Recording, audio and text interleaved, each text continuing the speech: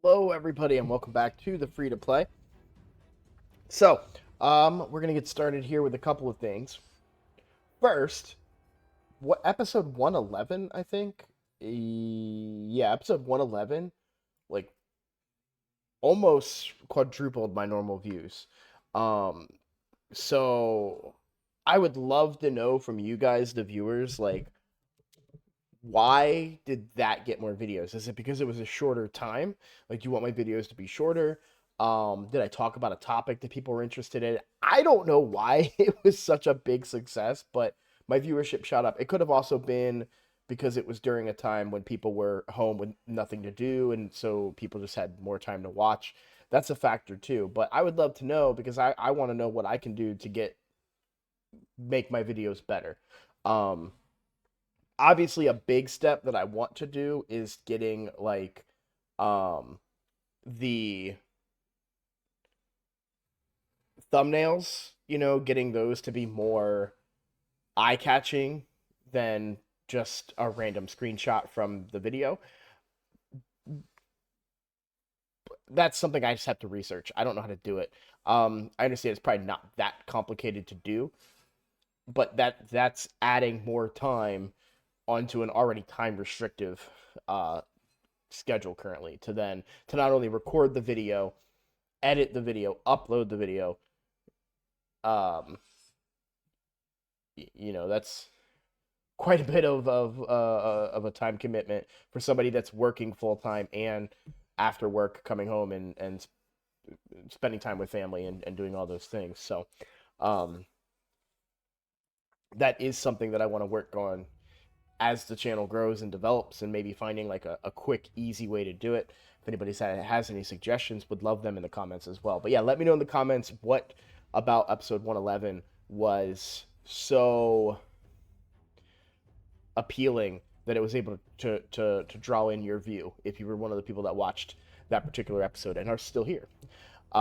We are at 485 subscribers right now. Um, at 500, that unlocks the membership tier, which is kind of like a Twitch sub, or at least that's how I would price it. If I can control the pricing, I don't know how any of it works. It's all locked right now. But I should probably start researching that. I've got tomorrow off to get caught up on a lot of things that I keep saying I'm going to do. So hopefully I'll be able to knock a bunch of that out. Anyways, enough about channel stuff. Let's talk about the free to play account. I went very in depth on silver yesterday. If you missed that video, I recommend you check it out because I did talk about how I have 40 million silver because somebody in the comment section called me out and when they were like 40 million silver, that's not free to play. He did say it like that, but I think they were saying it jokingly. But the fact of the matter is that I have that silver because I'm playing very cautiously. I'm very protective of my silver. I went into way depth in the episode yesterday, so I highly recommend you check that out if you are having trouble maintaining silver. Okay, now let's move on to what's going on right now. The tournament, the big old spider tournament that I said that we are going to complete, and I did it. Now, we were getting about 1 point per silver in this event. So I spent roughly 2,700 silver. Now, I know that I did 1,000 in silver from grabbing some of these potions down here. I went through quite a few of these potions to give myself 1,000 energy, and that's where I started. The rest of the energy came from my weekly reset yesterday. So yesterday was weekly reset. Weekly reset is a very powerful tool for any free to play player. Because if you have something you want to target with your energy, if you're able to line that, you're not always able to, but if you're able to line it up with your weekly event or your weekly rotation, then ascending one champion one time and upgrading a champion to rank 4 both give you refills. Not to mention, you also just get flat energy bonuses. Um, I think upgrading an artifact, I think, gives you flat energy. And then, of course, you get your daily refill, and then you get your refill for 60 minutes in game. All those refills combined is a big chunk of energy. So when you're looking at something that's, because it's about, well, let's look right now. I've done all of that. So, well, not the weekly portion. So if you add the weekly to this, it's like 5 to 600 energy. When you're talking about a situation that takes you 20, what was it? Yeah, it was 2760, I think, energy, 2750. 2750, I remember now. Yeah.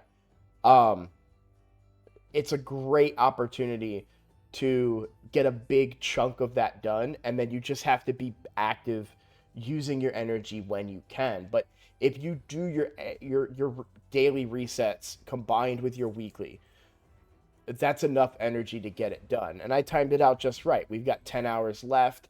Even if I was short, I still currently have 300 energy as well as a ton of energy just chilling in here. If I really needed to, we could go through the reserves. These are being saved up for the eventual, we don't know when, but the eventual fusion that I would go for on this account. As of right now, I'm not going for one, obviously, but down the line. So I did succeed in that, which means that I will pull from the summon pool today, and we'll see what we can get for our efforts. Now, the way I looked at it, I equated it is 2,700 energy worth a chance at a good epic that we need. Now, most of these good epics we already have. So, truth be told, other than Shamil or Mordecai, I don't really want an epic, but there is a strong, I mean, there's a 6% chance that I could get a legendary, and all of these legendaries are top tier. They would completely change the account, each and every one of them. Maybe not, maybe the least bit would be Corvus, but honestly, he would just be a better Frozen Banshee. So we would just sub him right in and leave her at 50 probably. So anyways, we'll pull that here in a second. I'm going to keep an eye on the time and try to keep this one a little bit shorter if possible. The other really interesting event going on right now is the double legendary event. Now, do I want to pull during this event? I do. I want to pull double, not on the free to play. On my main account, I really want to pull shards for the double legendary event. I have been burned before. I went heavy on a double legendary event and got nothing on like 13 shards. And I was like, never again. And I'm going to stick to that. Now, if my mercy was high, if I was like 11 shards deep, then I would go pull on the double legendary event because I think I have 7 shards on that account right now. However, my mercy is at exactly 0 on the main account because I pulled a Harima. Now, our mercy on this account, I think, is at 0. I know we pulled Ultimate Death Knight off of a Sacred, and we haven't pulled any Sacreds since. I don't know if I stopped pulling when we got UDK or if I continued to pull during that 2x. But the biggest kicker, and this is also applies for the main account and why I'm not pulling, is because I know we will be coming up on a 2x Sacred Shard event here pretty soon. That's a 12% chance to get a legendary. The best chances you see in the game, period. With that in mind, I am in no rush to pull my Sacreds because I want to pull during that 2x Sacred event. And that is what I'm saving up for. So I am just looking. Yeah, the fragment summon is over, right? Is it? No, because you can still get dudes. Is he a... Yeah, that's right. He was a fusion. Okay, so we still have 4 days. That... Have they done the champion chase? I bet you. So this was the champion chase. So I'm not sure when we're gonna see the 2x on the Sacred Shards, but on both accounts, I'm waiting for that. Now, if you don't want to wait, it's a great time to pull. I mean, not a great time to pull, but double legendary is like normally for a main account like my main account that is so progressed and all I want is to accumulate more legendaries. It's probably better for me to pull during a double legendary event. Honestly, it probably just flat out is better to pull. If they had a really good 10x going alongside of this, I might reconsider. But the fact that, and I've done it before, the fact that I could get double legendary and get two relatively weak champions like I've got in the past, I'm not in any hurry to do it. So, all right, that's pretty much everything going on the account. I will say, Clan Boss is being really nice to us. We're finally getting those books again. We're up to 3 epic books, which, as long as we're decently lucky, we might be able to get this cooldown down. On the next Clan v Clan, which will be coming up a week from today. Yeah, a week from today, the next Clan v Clan. So this is what's holding me up on Venomage. I suppose this, like, I want Venomage. I want, honestly, if in a perfect world, I would only book the A3 and the A1. I don't get to choose that. Books landed in the A2. Unfortunate, because I am going to turn that off while using him, but the A1 is really the value that I'm looking for out of him because of this passive. We reduce the damage coming in. We're applying poisons. We're applying heal reduction, which is only relevant because it reduces the damage coming in. And then I mostly just want Venomage popping off those A1s as much as possible, activating those poisons, getting that extra bit of damage out there. I do think that overall that amount of damage is going to be greater than what Sun Wukong is currently bringing me. Venomage is also awoken, so we would get those extra procs out of Phantom Touch. So that is the plan right now. This gear is just placeholder, temporary gear.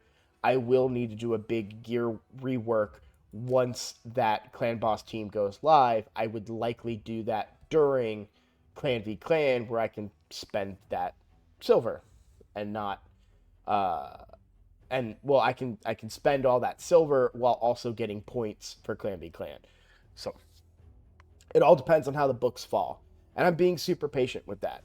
I could throw Venomage in there unbooked with no guarantee at the damage reduction and not necessarily a guarantee that we're going to improve our overall output of damage over Sun Wukong. And honestly, it still might be a better choice than Sun Wukong.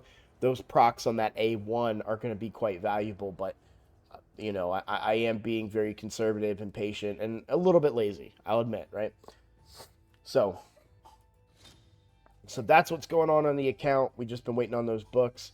The Great Hall, we're at 454, so I have 1 week left. My current mission is to upgrade an affinity bonus to level 9. So I need about 400 more arena tokens. I believe that is possible. I need to be using my resets. So I currently have one saved up here. Yeah. So what I'm going to do tomorrow is knock out a couple of my resets for arena. I'm going to collect this one. Oh, shoot. I'm not going to have enough time. That's fine. I'll let it go. Actually, if I'm just going to let it go, I should collect it, right? Yeah. I'll take the -2 loss to collect it, and then I'll be spending those here in as soon as the video's over. So I just need to be doing my resets. I need to be doing my arena.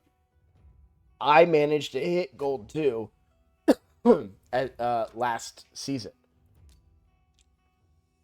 Now, obviously, I'm back down in gold 1 now, but I was able to hit gold 2. I don't necessarily want to stay in gold 2, but it is something that I want to work towards and keep progressing. in that area. So now that we have Ray, Ray is on the list of characters that we want to get involved. I do think Ray, even unbooked, I do think Ray in the right gear will perform much better than my Kale is currently performing. He's performing great for me, to be clear.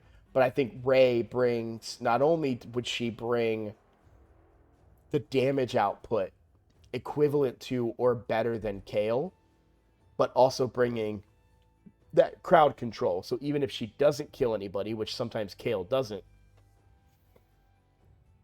we'll get those extra turns to finish them off with her freeze mechanic. So I will be working on her as well. However, the clan boss team is first and foremost. So depending on kind of what happens from this shard can change things, of course. But it is a tricky decision that I have before me. Do I want to upgrade Ray or do I want to upgrade Frozen Banshee? I don't know.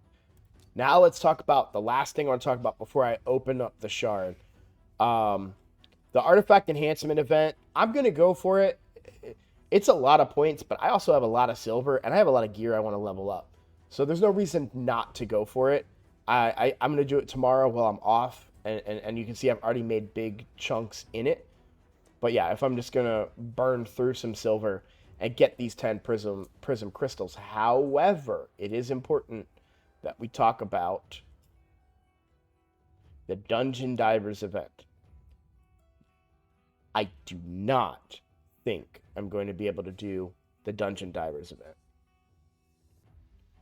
Now, let's say I do Dragon 20. My best dungeon. There's no tournament right now. The Spider tournament is almost over. So if I did Dragon 20, 16 energy. Okay, 16 energy. Dragon 20 is 16 energy. Okay, got it. Let's say I do Dragon 20 and I get best case scenario. A legendary 5-star piece every single time. Or we average 15 points per run. That's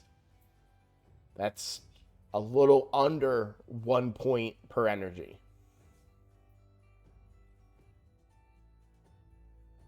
And I'm not saying that that's what we're going to generate average, but we're looking about 1 point per energy is usually what you're expecting to get from this, because I cannot get any mythical pieces. So if we look at the legendary, we're spending 16 energy. Maybe sometimes we hit big, which brings the average up, but we're kind of expecting in this range and trying to find like an average there. So we'd be a little under 1 point per energy. That's 5,000 energy. Probably more like 5,200 to 5,500 energy. I'm not spending that much energy for a chance at a legendary, at 6% chance at a legendary, or getting an epic that I already have. So, which is highly likely. Most of my epics that I have are in this summoning pool. I have Cardinal, I have Eothar, I fused him in the past, gotten rid of him. I have Deacon. I think Phoenix may be one of the only ones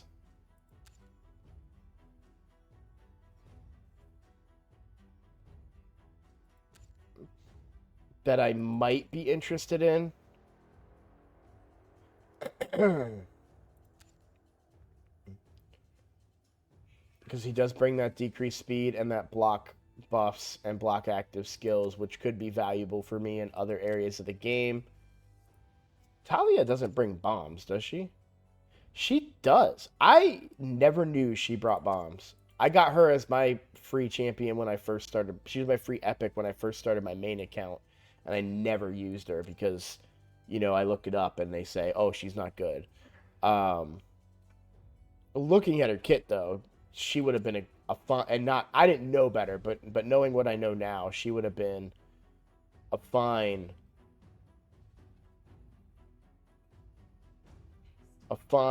nuker in the arena for sure. For a starting out account, of course. Anyways, I digress. Let's go ahead and pull this shard and end this video. So 35, we've got the 35. Here we go. Let's see who we get.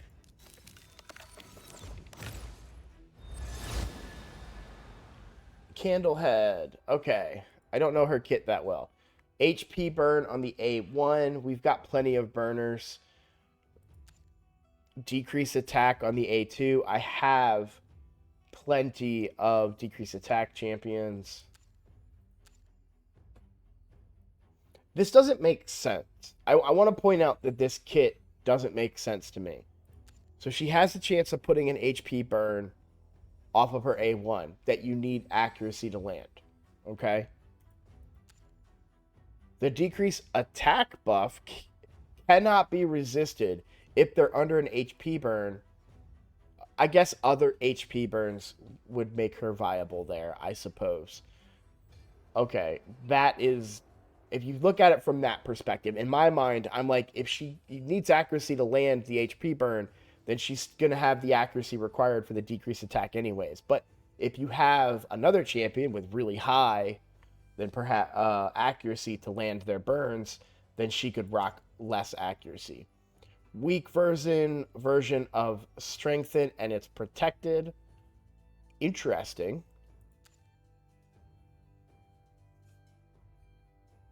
And every time an enemy under HP burn gets a turn, decrease the duration of 2 random buffs on the enemy by 1 turn. It's an interesting, I could see some viability behind it. Mostly in, like, I feel like she would pair well with like a Mordecai in Faction Wars is where I can see value coming out of her. So not exactly the best that we would have wanted, but it given the current meta with the new Cursed City, I do think she may have some viability going in there. So, okay, well, that's everything for this video. I will say that I got a very, very, very good question. Let's see if I can find it real quick. That I plan on... Oh, this is a different question that was 10 minutes ago. And yeah, someone asked me to do Hydra. I'm going to record a Hydra video tomorrow. Reset is tomorrow. I could do Hydra tomorrow. I'll do Hydra tomorrow. And, but one of the questions that I want to answer, I know how I told you guys I was going to keep this short, but now I want to do this. There's probably a better way for me to do this, but this is how I do it. I'm sorry I cropped your name out here, but your methods are solid for an early free-to-play account, but I'm currently low spend / free-to-play, sitting in the mid-game extremely close to end game, and my current issue is my roster as well as my gear. I don't have enough champs leveled or geared to deal with the new content that just released, and I feel like that's an issue that's going to plague a lot of free-to-play players that are like me. I really want to discuss this. I really, really want to discuss that particular comment, as well as some other ones that I've had that I have not addressed in game. Therefore, I want to make another question block episode. So I wanted to give you guys a teaser of the kind of content that will be in a question block episode, because those don't usually get the viewership compared to the free-to-play account. The other request here is that I do more on my main account, specifically talking about Hydra. So I think tomorrow I'll make a Hydra video about the concepts and everything that I do for Hydra and how I approach it, because Hydra will reset tomorrow and I happen to be off. So everything just kind of aligns perfectly. that is everything I've got. So thank you all so much for watching. Thank you for all the support, all the subscriptions, all the comments. Thank you for the comments regarding my questions at the beginning of the video. And I will see you in the next one.